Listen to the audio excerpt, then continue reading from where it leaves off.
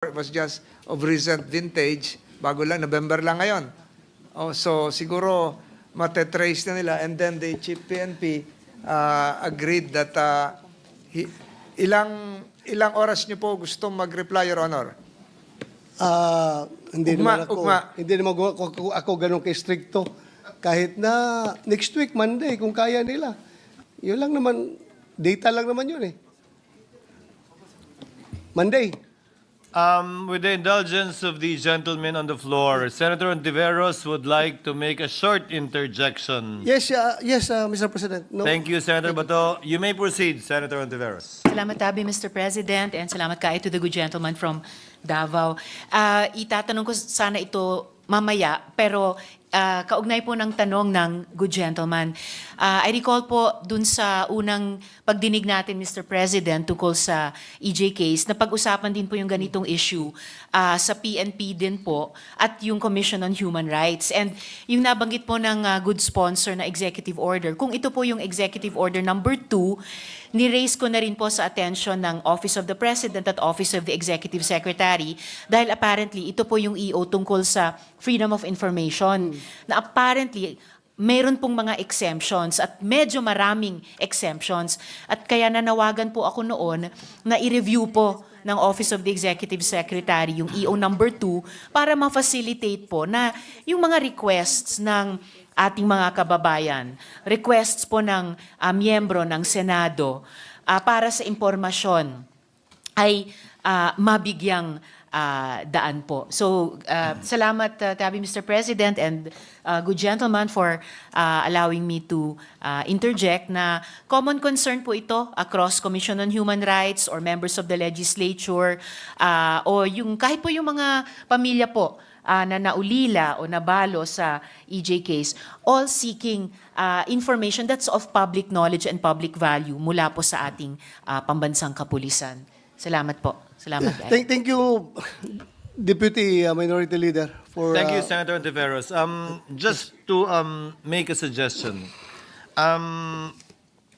may the chair suggest that if indeed some of the matters are sensitive in nature and pertain to national security, then kindly communicate that to the senator requesting or to the Office of the Senate President that these are matters of national security, hence the reason why the data cannot be supplied. However, we can call an executive session for you to divulge that information wherein the members are bound not to release such sensitive information pertaining to national security if indeed it does.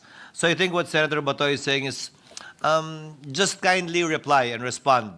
Whether the senator agrees with the reply or not, at least the letter was responded to. Senator Tolentino is once again recognized as well as Senator Bato. Yes, thank you, Mr. President. Sasagutin na po yung liham niyo next week.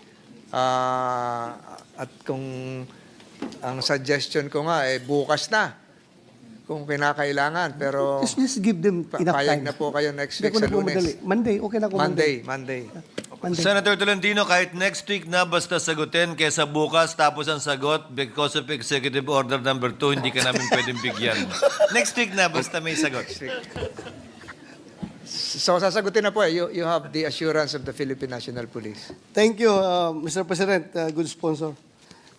My next question, my last question is, this is about the moral and welfare of the PNP.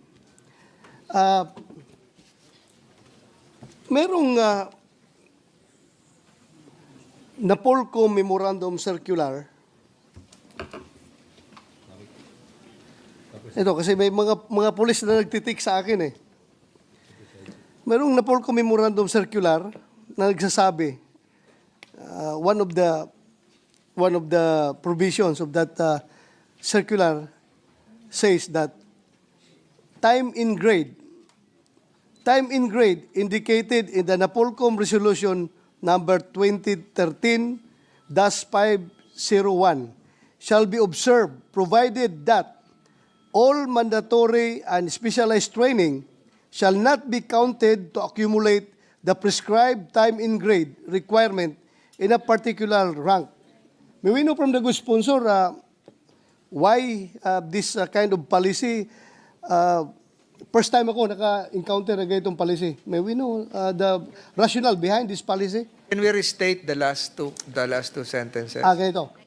Time in grade indicated in the NAPOLCOM Resolution number 2013-501 shall be observed provided all mandatory and specialized training shall not be counted to accumulate the prescribed time in grade requirement in a particular rank. Ay, first time ako nakarinig nito. At saka, nagulat din ako yung mga pulis na nagtitik sa akin na, di ba sir, in-encourage natin yung ating mga tao na mag-schooling for their career advancement. Tapos ngayon, nire-require pa natin ating mga tao na mag-schooling as a requirement for promotion. Ngayon, hindi na natin i-count yung kanilang schooling sa time and grade. Mahirap intindihin ng ordinaryong pulis dahil first time ito nangyari itong ganitong polisiya kung saan para bang pag nag-schooling ka pala, tinatanggalan ka ng ranggo kasi hindi counted in your time and grade. Meaning ng time and grade, time in rank. So ibig sabihin pag nag-schooling ka ng mandatory schooling or specialized schooling, parang wala kang ranggo noon. Kasi hindi counted yung panahon na yon. May we know the rationale behind good sponsor, Mr. President? Mr. President, medyo po nagkamali dito. We have to admit, dapat po yun ay time and position. At ang nangyari po dito, Mr. President, Your Honor, ay binabago po ngayon, nire-reorganize yung NAPOLCOM. And nakakasigurado po kayo, Your Honor, na once na ma-reorganize yung NAPOLCOM, mag-i-issue ng bagong circular rectifying all these errors which Your Honor just mentioned. So itatama po ito, Your Honor. So thank you for that clarification. Dahil naka-demoralize talaga ito pagtotoo ito. With yung sinabi mo na time in position, that is beneficial to the policeman. Di ba? Kasi time in position, nag-schooling ka for 6 months. Tapos yung position na yan requires na at least 1 year ka lang dyan. Nabawasan ka na ng 6 months sa position na yan dahil nag-schooling ka. So thank you for that clarification. Kabal po yan doon sa mga nag-o-OSEC din ngayon at marami pa nag-schooling. Totoo po yan. So thank you. So mali pala ito? Ni-recall ito? Yung ating itong memorandum circular ito? I was informed by the DLG Secretary na pinalitan na yung mga NAPOLCOM commissioners na dating lumagda dito at pagkatapos po noon, pag naayos na yung revamp, ay mag-i-issue ng bagong circular na inaamyandahan na po ito at itatama sang-ayon din sa mga nabanggit ng dating chief ng Philippine National Police. Thank you, thank you. Wala naman siguro sa atin ito gusto na malungkot ang ating kapulisan, di ba? Lahat naman tayo gusto happy ang ating kapulisan dahil they are serving for this country and they are offering their lives in the service of this country. So, marapat lang naman na dapat happy sila. Hindi sila malungkot. Para bang itong pulisiya na ito ay very, the chief is nodding his head. So, I'm sure we are in agreement as far as our position in this particular policy. Thank you, Mr. President, good sponsor. Thank you, Your Honor. Yun lang ang aking tanong. Salamat. Majority Leader. Yes, Mr. President. Next to interpellate is Senator Joel Villanueva. I move that he be recognized. We recognize Senator Joel Villanueva. Thank you very much, Mr. President, Majority Leader. Let me first and foremost welcome and we see a lot of hope in the Department of Interior and Local Government, seeing our good friend, the former governor of Cavite, and most especially the brother of my compadre, former Congressman Gilbert Remulla. We would like to welcome him, Your Honors. And me being a member of the Commission on Appointments, I'm already stating my position that I will be confirming, Mr. President, our DILG Secretary. And of course, it's attached agencies. May I know, Mr. President, if our good sponsor would yield to some Very short questions, Mr. President. More of policy questions, Mr. President. Yes, Your Honor, willingly. Thank you very much, Mr. President, distinguished colleagues. Mr. President, I come across the airport security, Mr. President, a couple of days ago, and I was looking at the budget, the NEP and the GAB. It says here PNP is requesting 4.76 million for training expenses ng PNP Air Unit Personnel and Aviation Security Group or ABSE Group. Meron din po silang 23 million requests for maintenance of aircrafts, 35 million for training of PNP Air Unit personnel, etc. May we ask, Mr. President, distinguished colleague, if we can be a brief, perhaps a summary of specific crimes or threats that the PNP Air Unit Personnel and Aviation Security Group have successfully prevented in recent years, Mr. President?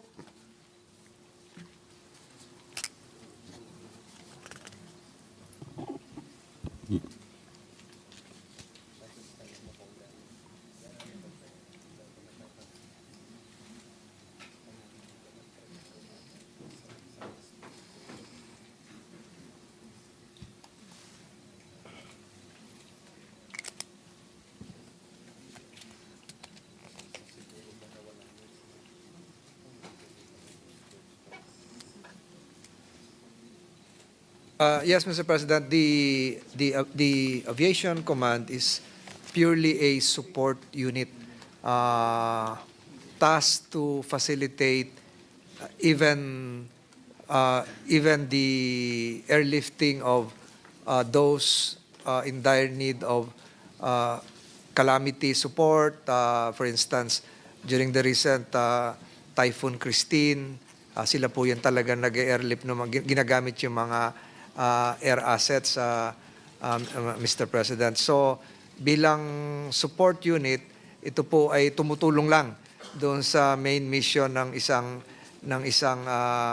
command within the PNP, Mr. President. I'm surprised, Mr. President, yung airlift. So, kasama po sila sa mga, for example, mga rescue operations or ito po yung binabanggit na support units. Is that correct, Mr. President? Opo, Mr. President, how do these units coordinate with other relevant agencies such as, for example, Bureau of Immigration? Meron po ba to help officers, for instance, in identifying or intercepting high risk or wanted individuals or keep threatening items like guns and explosives away from the aircraft, etc.?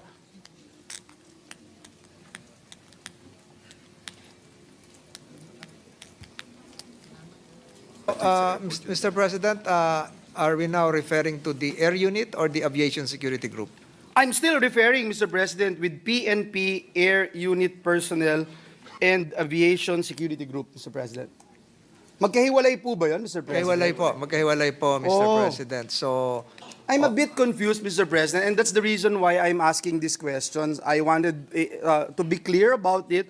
What's the difference? And perhaps my main concern, Mr. President, is if you look at, for example, the Bureau of Immigration, the Bureau of Immigration has an anti-terrorism unit, which formulates plans, programs, etc., coordinates with all anti-terrorism efforts, etc. Now, the DOTR Office for Transportation Security, meron silang OTS, and they formulate, implements national civil aviation security policies, programs, standards, systems, and procedures.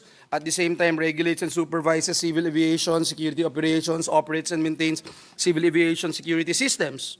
Now, PNP ABSE Group shall secure all the country's airports against offensive and terroristic acts that threaten civil aviation. Yun po yung nakalagay.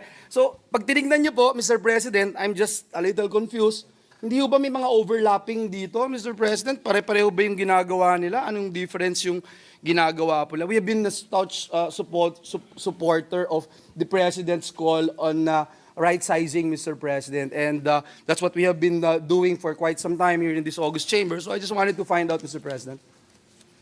salamat po, Mr. President, Your Honor.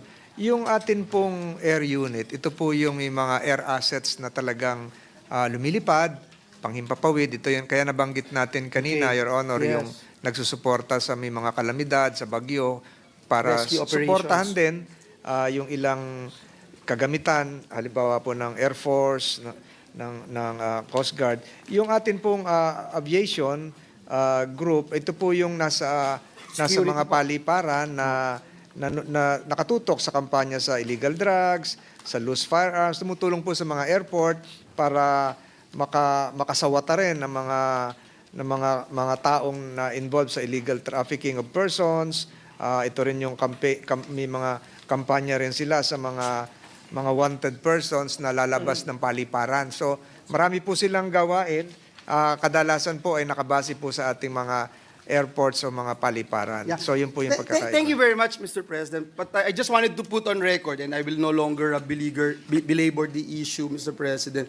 Kasi yung binanggit ko kanina, may ABSE group, yung aviation security, meron ding anti-terrorism unit ang BI, meron din pong OTS ang DOTR, yung binanggit niyo po kanina na air unit personnel, if I'm not mistaken, there is also OCD in the Department of National Defense, and Senator Bato is nodding his head, Mr. President. So ito ho yung for disasters, hindi ho ba? So yun lang ho yung point ko, Mr. President. I hope that it will be clearer, because if you look at the budget and as we scrutinize the budget of PNP, ito ho yung ilan lamang sa ating nakita. Let me go to another point, Mr. President, and this has been my desire for quite some, unless the good senator, former PNP chief, Senator Bato de la Rosa, would like to interject, I will yield. Short, Mr. President. short interjection Sure, Mr. President. with the permission Sure, of Mr. Senator President. Villanueva. Thank you. Mr. President, I just would like to emphasize na kahit nasabihin natin na nagkakaroon ng overlapping of functions dyan, yung BI, may sarili sila anti-terrorism unit, whatever, ano pa yung, pati yung NAIA mismo, meron silang ganun din mga security. But remember, lahat ng mga ahensya na ito, iisa lang na ahensya ang covered with a specific law, RA 6975, na nagsasabi, Section 35, Paragraph 7, Aviation Security Unit headed by a director with the rank of Chief Superintendent, the Aviation Security Unit, in coordination with airport authorities, shall secure all countries' airports against offensive and-terroristic acts that threaten civil aviation, exercise operational control and supervision over all agencies involved in airport security operation, and enforce all laws and regulations relative to air travel protection and safety. Kasama na dito yung anti-hijacking, Mr. President. Kaya nga, madalulungkot ako kapag nakita ko yung ating mga pulis dyan sa airport na from Aviation Security Group na parang pinapaalis ng mga ibang mga unit dyan na parang tinatanggalan sila ng papel. Na remember, kung magkakaroon ng hijacking dyan sa airport natin, walang ibang ahensya na trained to respond to anti-hijacking, kundi yung Aviation Security Group lang. Kaya nga, dapat i-insist ito ng PNP, yung kanilang papel, yung kanilang mandato dyan sa mga airports. Dahil nga, naawa ko sa mga pulis natin niya para sila mga squatter sa airport na para bang tinutulak ka, alis kayo dito. When in fact, they are mandated by law to secure the airports. So dapat, i-insist ng PNP ito. During hearings ng kasama yung mga ibang ahensya, inipases ko ito palagi, Mr. President, na dapat hayaan ninyo kasi covered by law. Yung ibang ahensya dyan na gumagawa ng mga unit, puro kuwan lang yan. Hindi yan covered by law. Thank you, Mr. President. President, I totally agree with the observations of the good senator. In fact, yung na-observe ko po doon, parang may invisible line sa Terminal 3. Pagdating po doon sa tapat nung isang kainan doon, hanggang doon na lang sila. Pag daw sila ay lumampas doon, sila naman ang sisitahin. Kaya mabuti pa yung ibang naglilinis sa airport, nakakarating na doon sa malapit na sa boarding gate. Yung pulis, may guhit. Bawal na raw sila stepping sa basketball. Mr. President, no? If I may. what if kung magkakaroon ng terrorist attack dyan sa airport, tapos ang pulis tinatapon, dinidrive out nila sa airport. Ano ngayon? Sinong magresponde? Sige nga. Yan ang tanong ko. Thank you, Mr. President. Thank you, Senator Bato. I appreciate the additional information and inputs being raised by Senator Bato, and I cannot agree more. And that's, Mr. President, distinguished colleague, is the main reason why I'm raising this very important issue. And I would have to put on record that even I, as a legislator, I'm actually having a hard time because, for example, if you say that there is a law, yung pong paggawa din noong itong OTS ng DOTR, meron din pong EO 277. So, yun lang po. No? Again, I will leave it to the leadership, and I trust our Secretary Remulla, and I hope that this will be clearer, Mr. President, lalong-lalo na dun po sa nag-i-implement ng mga batas, Mr. President. Mr. President, let me go to another issue, and I promise I would be very short. This representation had been showing videos and pictures for the past 5-6 years, Mr. President, here in this August chamber, in our committee hearings regarding the inflow of overloaded trucks in MacArthur Highway in my province, the great province of Bulacan, also great province, siyempre, ang Cavite. Lagi kong sinoshow yun, Mr. President. In fact, in an hour or two, if you go to MacArthur Highway, even tonight, Mr. President, makikita nyo po, saksakan ang dami ng mga overloaded trucks na instead of going straight to Bukawi, Mr. President, from the north going to south, lalabas po siya ng Bukawi exit dahil pag lumagpas po siya, meron pong weighing machine, may weighing scale doon sa NLEX. So lalabas po siya doon sa Governor Halili. Kaya lagi ho, yung Governor Halili na yon, na street ho namin, kinalaki ho yun, yung street na yon, lagi yung sira yun. Kakaliwa po yun doon sa MacArthur Highway. At hanggang ngayon po, every night, ang dami-dami po doon. Titigil lang ho siguro yun ngayong gabi ulit, tapos bibigyan ko ng 2 linggo, Mr. President, babalik po ulit. So, Mr. President, under Republic Act number 4136, yung Land Transportation and Traffic Code, the use of the TOP, yung Temporary Operators Permits, and ETOP is limited to deputized agents and apprehending officers. So my question lang, Mr. President, is what is the PNP's arrangement with the Land Transportation Office in implementing anti-overloading law? Every time I ask them, Mr. President, doon sa amin, tatanungin mo yung mga local units po doon, sasabihin nila, or for example, yung DPWH, sabi ko, sinisira na yung daan dyan. Taon-taon na lang ginagawa yung daan sa MacArthur Highway tsaka dun sa Governor Halili. Kasi ho, ningas kogon lang. Ngayon, babanggitin ko, mawawala ulit for the next few weeks. Pero give it a month, Mr. President, babalik at babalik na rin na sigurado. No? So, gusto ko lang malaman yung coordination sa LTO in implementing anti-overloading law.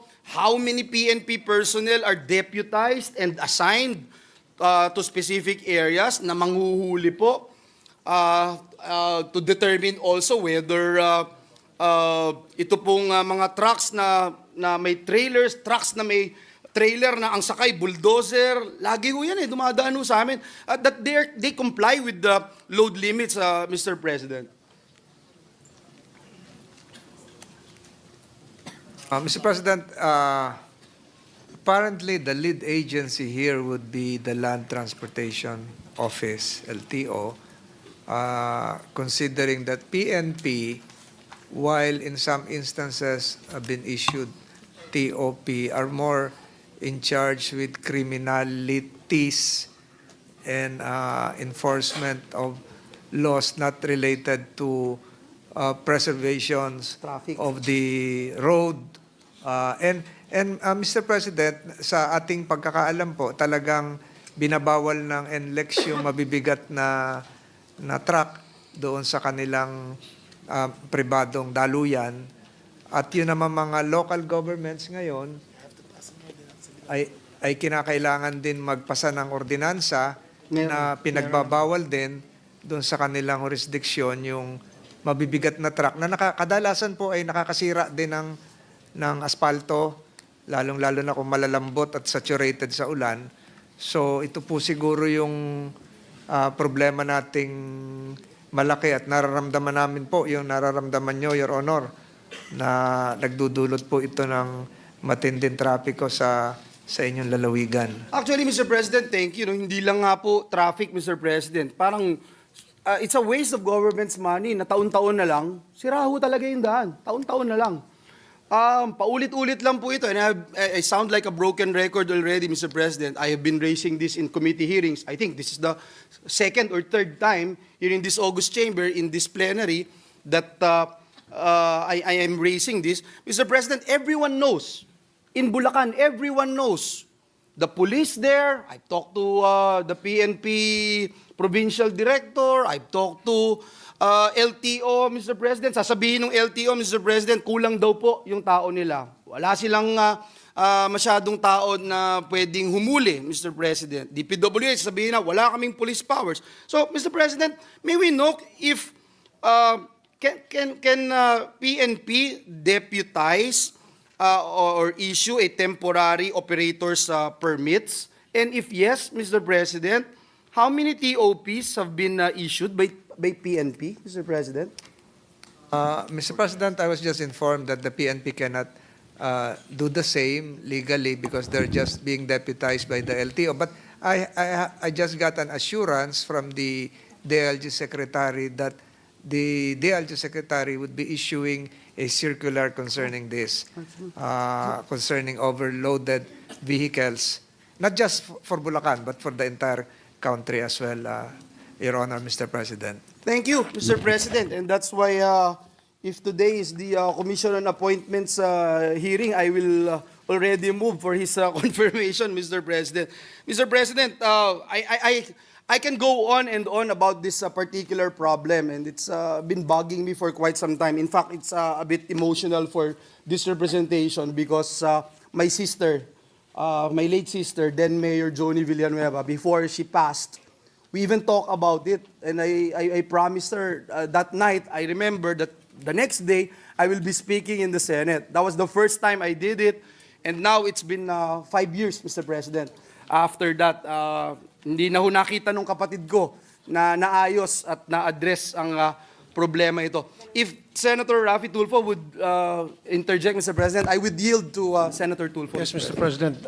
Yung topic mo kasi, yung paghuhuli ng mga PNP doon sa mga nag-overload na mga trucks, me being the committee chair sa Public Services, ang mga pulis ay hindi pwedeng basta-basta lang manghuli, Mr. President. Kailangan nilang ma-deputize muna ng LTO. So I think the first step is for the LTO to deputize our PNP personnel nang sa gayon sila ay may karapatan na manghuli. Thank you, Mr. President. Thank you, Mr. President. That's duly noted. And we thank again our good Secretary, Secretary Rimulya, for immediately coming up with a solution, Mr. President.